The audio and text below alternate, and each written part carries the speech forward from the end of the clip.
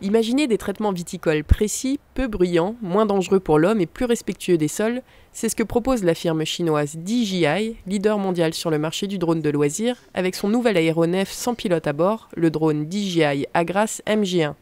L'école suisse du drone en proposait ce mardi 21 novembre une présentation à Blonay, en Suisse, un pays qui autorise l'épandage de traitements par voies aériennes.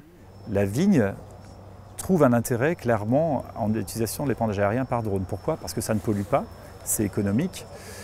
Et puis on peut aller à des endroits où on ne peut pas accéder avec d'autres moyens, comme un tracteur par exemple, ou bien sûr sans parler de l'hélicoptère qui est beaucoup moins précis et beaucoup plus polluant. Alors effectivement, un bruit qui est largement insignifiant par rapport à ce qui est le bruit de l'hélicoptère, une utilisation de l'électricité, non pas de mazout ou de gasoil ou de kérosène pour faire voler l'appareil. Effectivement, l'avantage aussi de voler à des altitudes plus basses au niveau du vignoble, de façon à pouvoir garantir un traitement uniquement de la parcelle et pas de pulvériser sur tout le voisinage avec le déplacement qu'il pourrait y avoir. Les restrictions d'utilisation des drones sont considérablement moins importantes en Suisse en comparaison de la France. Aucun permis n'est exigé pour le pilotage d'un drone pesant moins de 30 kg. Même chargé, ce drone pourrait donc librement être utilisé par des viticulteurs helvètes. Maintenant, l'inquiétude, oui, elle est là, elle est présente, en sachant qu'aucune formation n'étant exigée pour le moment, n'importe quel usager pourrait prendre le drone en ce moment et décoller avec lui. Quand on voit la complexité du drone, la taille du drone, bien qu'il soit super bien assisté par le GPS et qu'il tienne très facilement en place, en cas d'accident, en cas de perte de signal ou autre, le ramener demande quand même une certaine expérience, c'est quand même quelques heures de vol derrière. Donc effectivement, il va falloir qu'on trouve une solution à plus ou moins court terme pour qu'une législation se mette en place pour obliger un minimum de formation pour piloter un drone. L'expérience m'a appris qu'effectivement, une personne qui a envie de s'essayer par elle-même, on ne la fera pas changer la vie. Donc j'aurais plutôt tendance à l'encourager, à la former de façon à être sûr qu'elle puisse maîtriser le drone dans les meilleures conditions. Maintenant, il est vrai que sous-traiter ces genres d'opérations pourrait avoir son sens, non seulement pour lui garantir un renouvellement du matériel constant, il est vrai que le professionnel va être en sorte d'être toujours à la pointe, d'être toujours au top et avoir l'habitude de traiter.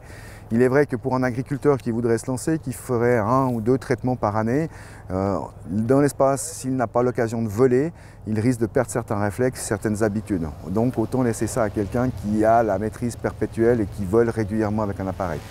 Le drone DJI Agras MG1 pèse 14 kg à vide, sa cuve peut contenir jusqu'à 10 litres. Il fonctionne à l'aide d'une batterie intelligente qui, une fois déchargée, impose au drone un retour au point de départ.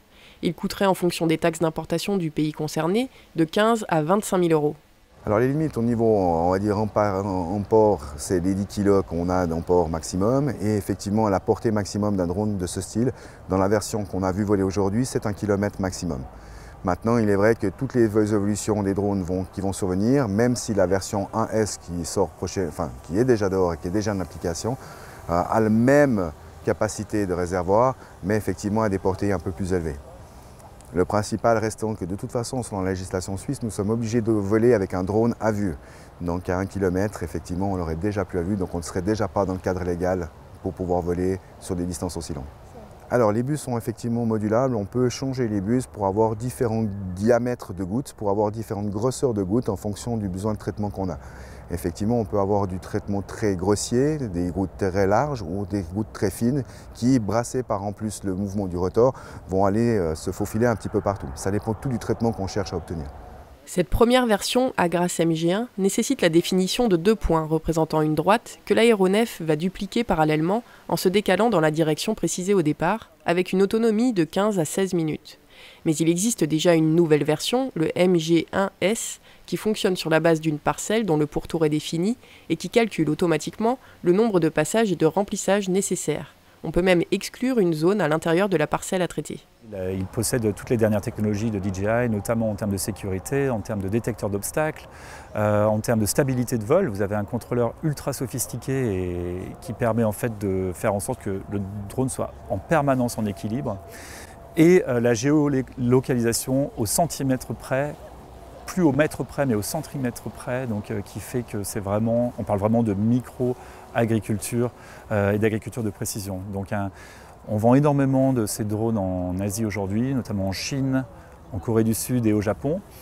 Et nous commençons un petit peu à éduquer le marché européen qui montre son intérêt pour ce type de technologie. Comme on l'a vu au CIMA cette année où on a exposé justement le MG1S Beaucoup d'agriculteurs sont friands de ce type de technologie qui peut les aider à aller là où ils ne peuvent pas aller, dans de très bonnes conditions et avec un confort d'utilisation qui reflète les innovations que DJI met sur le marché, que ce soit pour les consommateurs, pour les images et pour la stabilité, et là pour l'épandage aérien. On est dans des phases de début de drone et du début du marché du drone. Effectivement, on a déjà des drones qui travaillent dans l'inspection multispectrale pour pouvoir faire des préconisations de traitement.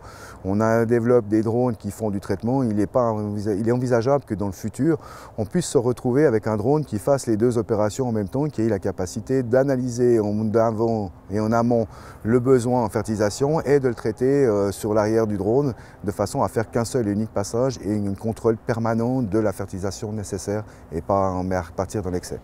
Aujourd'hui, en France, le drone épandeur est classé dans la même catégorie que l'hélicoptère de traitement et donc interdit d'usage, sauf dérogation exceptionnelle. Si la loi évolue demain sur ce point, la réglementation stricte concernant l'usage des drones offrirait un nouveau marché aux télépilotes prestataires de services.